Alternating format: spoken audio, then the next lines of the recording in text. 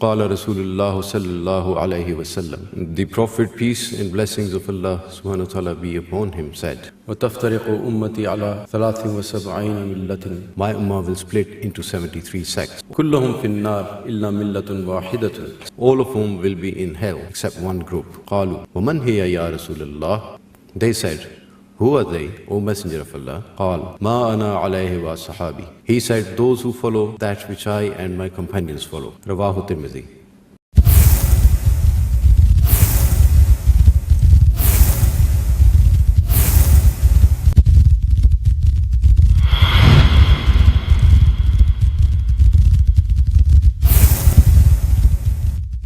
Bismillahirrahmanirrahim. Alhamdulillahi Rabbil Alameen. Wassalatu wassalamu ala ashrafil anbiya'i wal mursaleen. Sayyidina Muhammad wa ala alihi wa sahbihi ajma'in.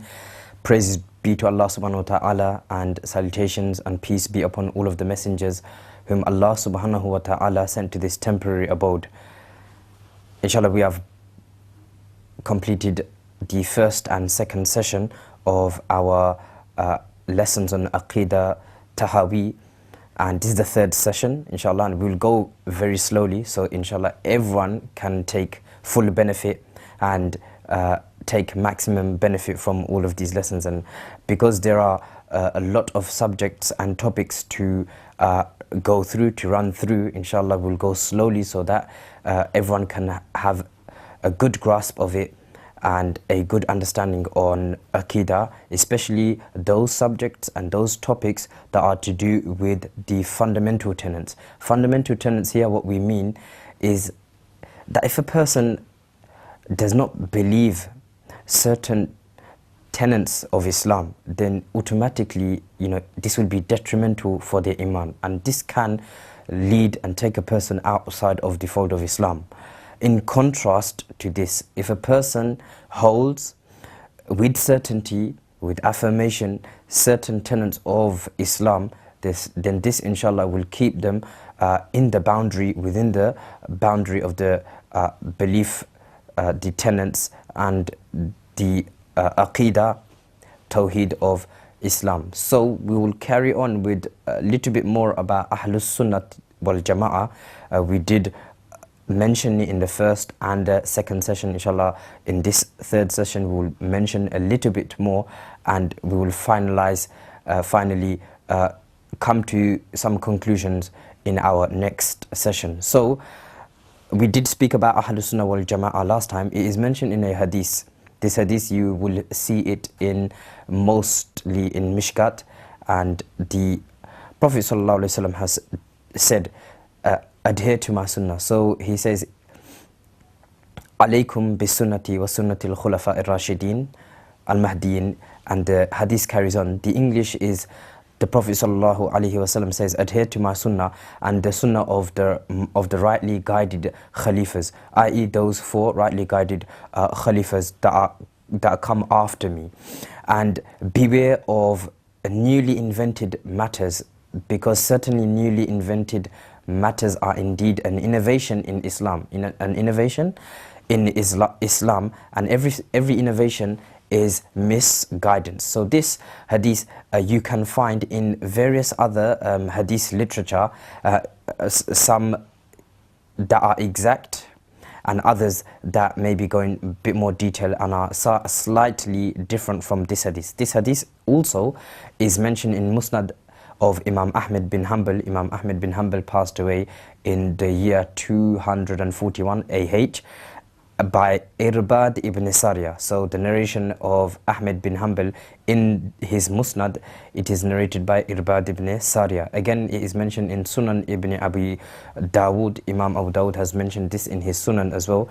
Imam Abu Dawud passed away in the year 275 AH. Inshallah, try and keep these dates in mind. Inshallah, this will help in the future, most definitely. And also this hadith is mentioned in Imam Nawawi's 40 hadith collection, the famous 40 hadith collection that Imam Nawawi has to himself. This hadith is also mentioned in that. Imam Nawawi, who is a Shafi'i scholar, passed away in the year 676 AH. So sunnah in this hadith, as we mentioned vaguely before, briefly before, that sunnah can also mean the creed of Islam, the creed, the fundamental tenets, just as usuluddin, just as aqidah, i'tiqad, and just as tawheed, as well, as we like to use, as everyone likes to use these different terms which are synonymous in meaning. So sunnah in this hadith, as mentioned before, is a creed of the Messenger and his companions. May Allah subhanahu wa ta'ala be pleased with them. This is why imams such as, in early Islam, imams such as we mentioned before, Ahmed bin Hanbal, Imam Abu Dawud, Imam Ibn Hajar al-Asqalani, he mentioned in his Fathul Bari. His Fathul Bari is the famous commentary to the Jami' as-Sahih of Imam Muhammad ibn Ismail al-Bukhari. In his Fathul Bari, Ibn Hajar also mentions this one chapter on this topic of Sunnah as well as does Imam Ahmed bin Hanbal, and also as Imam Abu Dawud mentions in his Sunan Abu Dawud a topic on Kitab Sunnah, i.e. the fundamental creeds on Islam. Ibn Hajar al-Asqalani passed away in the year 852, and Imam al-Bukhari passed away in the year 256. So here Usul Sunnah of Imam Ahmed bin Hanbal, Kitab Sunnah of Imam Abu Dawud, and Kitab Sunnah from Fathul Bari by Ibn Hajar al-Asqalani. Also, a few more books that have been written by early scholars of Islam pertaining to Sunnah, which obviously here means the creed and the fundamental tenets of Islam. We know Usul Sunnah of Imam al-Humaydi. Imam al-Humaydi is the teacher of Imam Bukhari. Imam al-Humaydi passed away in the year 219. You will see he's mentioned in the chain of Imam Bukhari's first hadith, the first hadith that appears in the Jami' as-Sahih. In the chain, Imam al-Humaydi, he is the teacher of Imam al-Bukhari. So he has also got a work called Usul Sunnah, and a Sunnah as well by Abu Bakr al-Marwazi. Imam Abu Bakr al-Marwazi passed away in the year 292 AH. He is the student of Imam Ahmed bin Hanbal. And also lastly, and there are more of course, Muhammad ibn Jarir al-Tabari, the famous commentator of the Quran, who passed away in the year 310 AH. He's got a book as well concerning Sunnah called Sari Sunnah. And all these books that have been mentioned in front of you, yes, there are more. These books, they've titled them Sunnah, and this Sunnah refers to the creed of Islam, the creed of the Messenger and the companions. May Allah subhanahu wa ta'ala be pleased with them. So the reason why we are focusing on this sentence, so this sentence obviously it goes down to Ahl Sunnah wal Jama'ah. Here the respective imams, the respected imams mentioned a Sunnah, and what they mean by this, when they elaborate it, it means they are speaking about the Ahl Sunnah wal Jama'ah. And why we are focusing on this is because the Prophet ﷺ has both indirectly and in a direct manner mentioned this group that will appear from the beginning of time, from the Prophet ﷺ's time all the way till the end of the day and towards the judgment day, that this Ahl Sunnah wal Jama'ah, this certain group, will always be present. This will always be present in every era. So just as the cousin of the Prophet ﷺ, Abdullah ibn Abbas radiallahu ta'ala an, he also mentioned under the verse of 106 and 107 of Surah Al Imran, where Ibn Abbas has said that these people that the Prophet, these people whose faces will be brightened on the day of judgment, whose faces will be lightened on the day of judgment, Ibn Abbas radiallahu ta'ala an has said that they will be the Ahl Sunnah wal Jama'ah. So keeping together with this, we spoke about the Sunnah, the Ahl Sunnah, and then now the Jama'ah. And this second part of this sentence, what does Jama'ah mean? In other words, Jama'ah is the companions of the Prophet ﷺ. May Allah subhanahu wa ta'ala be pleased with all of them. what they are in agreement with, what the Prophet ﷺ believed, and what the companions also, altogether, what they came into agreement with in accordance to, with regards to fundamental tenets of Islam. Together with this, if you keep in mind, now introducing something maybe you all have heard of before, definitely, or some of you maybe never heard of it, the 73 sects, because this is a famous, various hadiths, but I'm sure we all heard of a hadith where the Prophet ﷺ is describing or talking about, mentioning 73 sects, and all of the sects will go towards the fire, and there will be one saved sect, etc. So yes, if you keep in mind the Ahl Sunnah wal Jama'ah, and thus far what we have mentioned in front of you, keep in mind the 73 sects. Now, just a few ahadith on this 73 sects. There is a narration of the Messenger, peace be upon him, sallallahu alaihi wasallam. He says, this is mentioned in Imam Abu Dawud's Sunan, called Kitab al-Sunnah. He says that the Prophet ﷺ says that those people who of the book, the Ahlul Kitab, the people of the book who came before you, those people of the book, the Ahlul Kitab, who came before you, meaning before the Muslims, of course, split into 72 groups, 72 sects, and soon this religion, i.e. Islam, the Prophet ﷺ is saying, he is saying that this ummah will split into 73 sects, and one of them will be in the fire, and one of them will be in paradise, will go towards Jannah, whilst the rest of them will go towards Jahannam. So this is one hadith that the Prophet ﷺ has mentioned. It is found in Sunan Abu Dawud. So similarly, the Messenger sallallahu alaihi wasallam also, there are a few hadiths that are very similar in purple. They are talking about the Ahl Sunnah wal Jama'ah. They are talking about this one saved sect that we always hear about, and they also obviously indicate the 73 sects by obviously number. So in another hadith, the Prophet ﷺ was asked, with regards to this saved sect, who are they? So he replied that they are those who are upon that which me and my companions are upon today. So this hadith, this second hadith, is mentioned by Imam Tirmidhi in the Jami' at-Tirmidhi. So this hadith, slightly shorter, i.e. the companions asked the Prophet ﷺ, who will this saved sect be? And the Prophet ﷺ replied that ma ana alayhi wa ashabi, aw kama qala Rasulullah sallallahu alayhi wasallam, upon that which I and my companions are upon today. So this is again the Prophet ﷺ is highlighting and indicating and pointing towards the Ahl Sunnah wal Jama'ah, or this one saved group. So inshallah, more of this one group, the Ahl Sunnah wal Jama'ah, slowly will introduce some more new words, inshallah, so you can have a better understanding. You can understand that there's more names for this in the ahadith, and it's not just Ahl Sunnah wal Jama'ah. It's not just people who are on the manhaj. It's not that, you know, if you don't have the right tawheed, then you are not this saved group, etc. So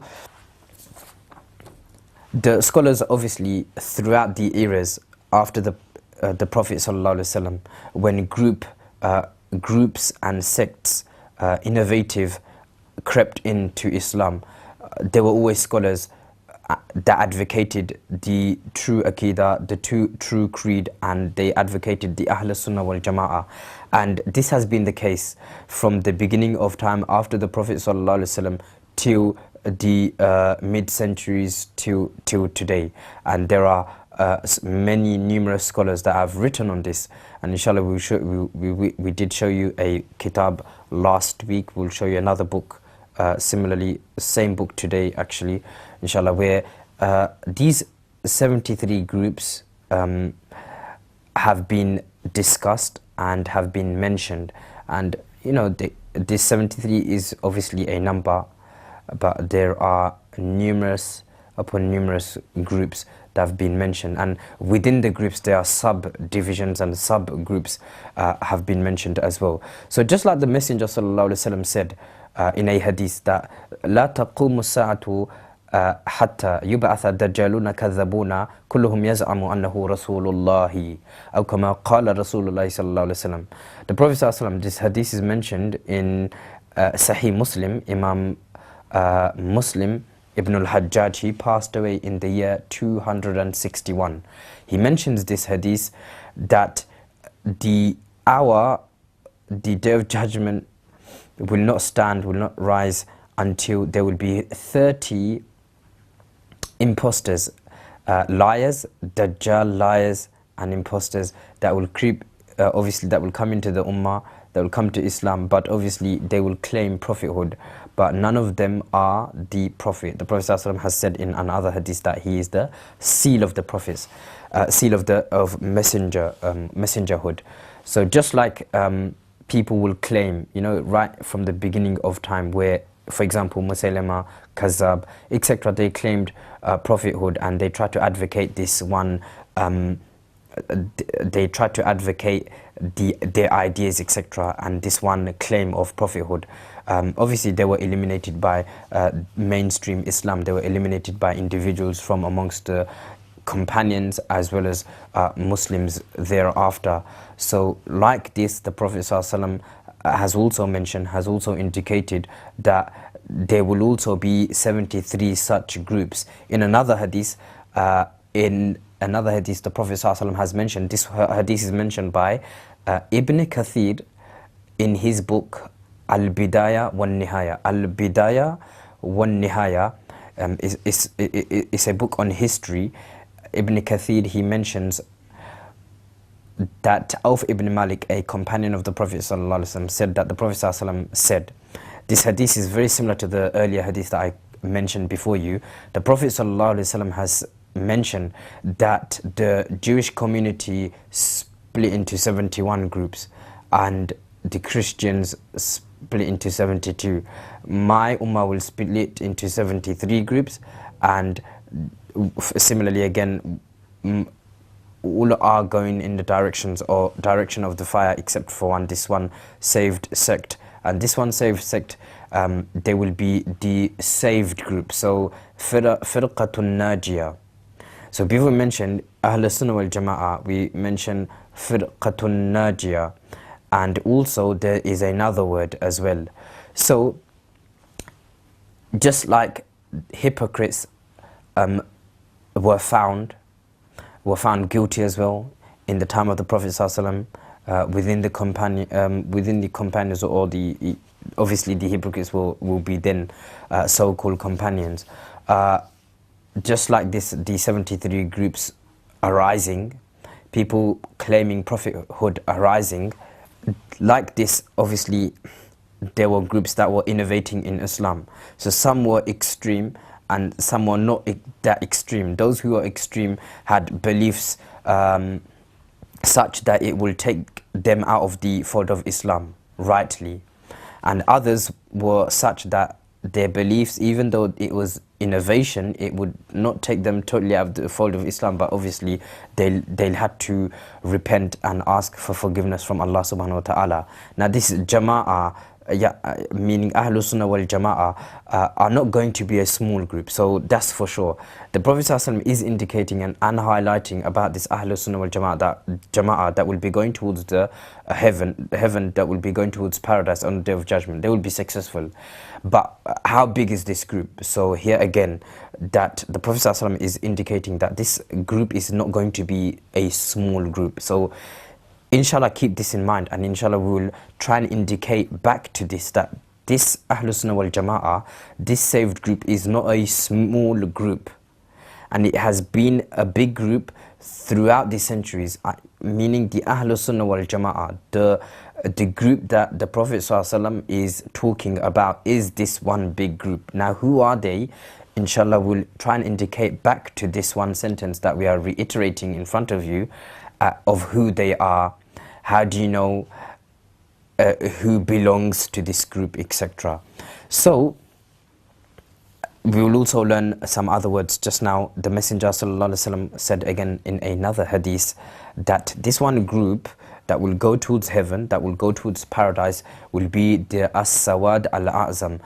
Again, another word. So you have Firqatun Najiyah, that the Prophet sallallahu alaihi wasallam, that have been obviously extracted from ahadith, and also Ahlus Sunnah wal Jama'ah. And now what I've just mentioned now, that this one group, this saved group that will be going towards heaven, will be the Sawad al-A'zam. This is another name for it. This term is synonymous with Jama'ah. This denotes a big group which obviously which results in a big following. So now, before we move on, for those of you who are interested and they want to read more about the 73 groups, there is a book in English. It's called Fiqh al-Akbar. The Fiqh al-Akbar, it is in English, you can find, is translated by Mufti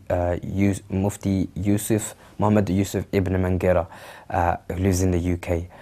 And also, if you want to read more about it, for those of you Arabic speaking and Arabic reading, those of you who know Arabic, you can pick up a book. It's called Al-Milal wal-Nihal.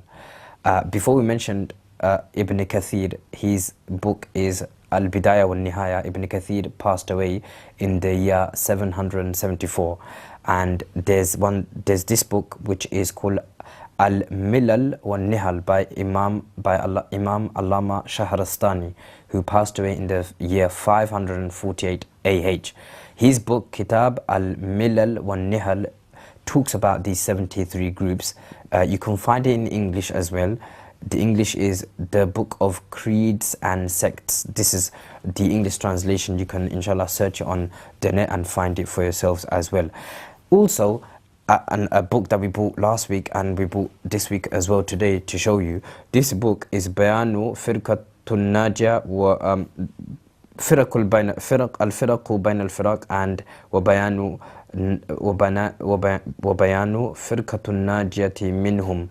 So again, as we mentioned, the Firqa al-Najiyah that has been extracted from ahadith that indicate this Ahlus Sunnah wal Jama'ah group, this saved group. Even here, the author of this book, Muhammad ibn al-Mansur, this book here is written by Abdul Qahir ibn Tahir ibn Muhammad al-Baghdadi, who passed away in the year 429.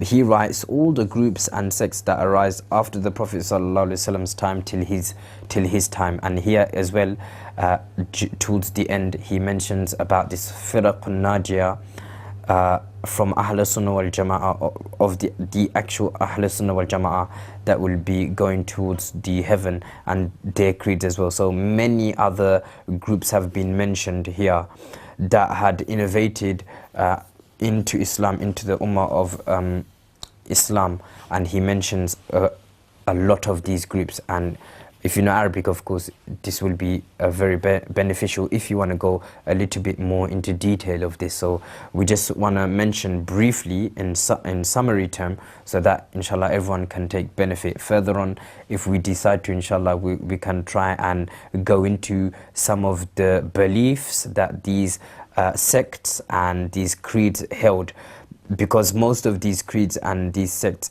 their beliefs did not match with the Ahl Sunnah wal Jama'ah. Their beliefs did not match with the mainstream Islam, and that is why most of them, or some of them, have automatically, because of their beliefs, it takes them out of the boundary of Islam. And that is why, inshallah, it's good to read upon their beliefs as well. So at least, inshallah, you know that you are intact, and you know that you are part of Ahl Sunnah wal Jama'ah, or this group that the Prophet ﷺ is indicating towards. So there are three different words now that I've mentioned in front of you. One is the Jama'ah, one is Firqatul Najiyah, and another one is As-Sawadul Azam. And there is more. When we have time, inshallah, in the future, we will mention them as well.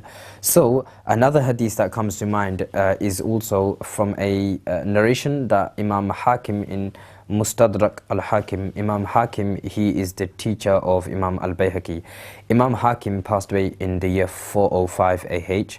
He mentions that obviously it is mentioned that the Prophet ﷺ as saying, now the Prophet ﷺ is now ordering, it's like a command. If you know Arabic, he is saying that he's telling you what to do, i.e. he's telling the companions. And now this is with regards to, again, the mainstream Islam, the Ahl Sunnah wal Jama'ah that we have been talking about all this time. The Prophet ﷺ says, follow the great path. So keep this in mind as well, so we'll indicate towards this as well. The Prophet ﷺ says, follow the great path of the believers. For those who have diverted from it are going in the direction of the fire. And here we see and we understand that this group that the Messenger ﷺ is describing, again, it is not a small group. He says, follow the great path of the believers. And he is addressing the companions. Follow the great path of believers. Now, obviously, we want to instill in our mind that this group is big. It's not a small group. It's not a small group. For example, in the time of Ali radiallahu ta'ala an, there was one group, in fact one of the first groups that came out of the mainstream belief and mainstream creed of Islam was the Khawarij. The Khawarij group that came out of the mainstream belief of Islam. And they were a small group. There wasn't a big group. They were a very small group.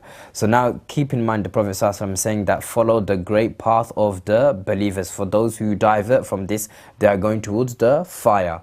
So again, keep this in mind that this group is a very big group, the mainstream Islam, the Ahl Sunnah wal Jama'ah. Together with this, you know, as they were hypocrites in the time of the Messenger ﷺ, people arose, groups arose, different kind of creeds that were alien to Islam, they arose as well. So we'll finish here, but we'd like to try and mention just a few of these groups. So the one that we mentioned in front of you is in fact the first group, the Khawarij. Now, the Khawarij, if you look at Khawarij, and I will introduce two more groups with the Khawarij group, so that because their belief is very similar and it's very easy to understand that where their differences lie. So the Khawarij, their sect came back in the time of Ali radiallahu ta'ala, and they had one of their obviously famous beliefs. Their main belief is that a person, if a person did a major sin, then this major sin, it will take them automatically out of the fold of Islam. So with the Khawarij group, they believe that actions of a person is a very important imperative part of their belief. So if a person does a major sin, straight out of the fold of Islam. But in contrast to the Khawarij, there was another group called the Murji'a group. In English you can say postponers. What they held in their creed was that a person, even if a person does sin, it does not matter. The main thing is that they have belief. As long as they have belief, whatever they do in terms of actions, it doesn't matter if it's a minor sin or a major sin, they will still have the same and correct belief. So this was another group, because obviously this was another group that was in contrast to the Khawarij group. Obviously both the group were newly invented and kind of came out from mainstream Islam and Ahl Sunnah wal Jama'ah. Together with this is the another group which I'd like to mention, and this is the Mu'tazilite or the Mu'tazila group. They originated in Basra, and their belief is very similar. It's not like the Murji'a belief, it's not like the Khawarij belief, but they believe that if a person did a major sin, then they're at a station, they're in a place between two places. So they are neither going to go to hell, they are neither going to go to heaven, but they will be right in the middle. And they say in Arabic, al-manzila bayn al-manzilatayn. They will be at a station between two stations. And this is obviously not the mainstream belief of the Ahlus Sunnah wal Jama'ah.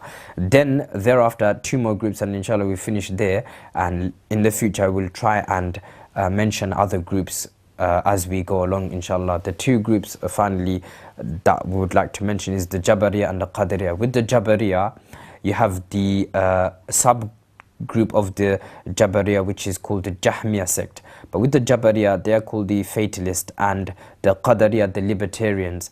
With the Qadariya, they believed in free will, and with the Jabariya, they did not believe in that free will. They were totally opposite. Inshallah, when relevant points come in the text of Aqidah Tahawi, we will elaborate more on these beliefs, because there are points there that are relevant to us, of course, relevant to Muslims, and relevant to explain that there were some beliefs that these groups held that were detrimental for their iman. So inshallah, till next time, inshallah, we will carry on with session number 4, and we'll go into Ahl Sunnah wal Jama'ah, some quotations of some scholars throughout the centuries, and inshallah we'll introduce the Ash'ari and the Maturidi sect. And also, because we have been talking about sects and creeds, a lot of people get mixed up. You see, when they, obviously you have all heard of the Hanafi madhab, the Maliki madhab, the Ahmed bin Hanbali madhab, and the Shafi'i madhab. But a lot of people, they are still they have misunderstood, or they are still confused, and then when they talk about sects and creeds, then they include the Hanafi mazhab, the Maliki mazhab, the Shafi'i mazhab, and the Hanbali mazhab as well. So inshallah, we'll introduce them as well, and then inshallah you can have a better understanding before we go into the text. Wa akhiru da'wana anil hamdulillahi rabbil alamin. Assalamu alaikum wa rahmatullahi.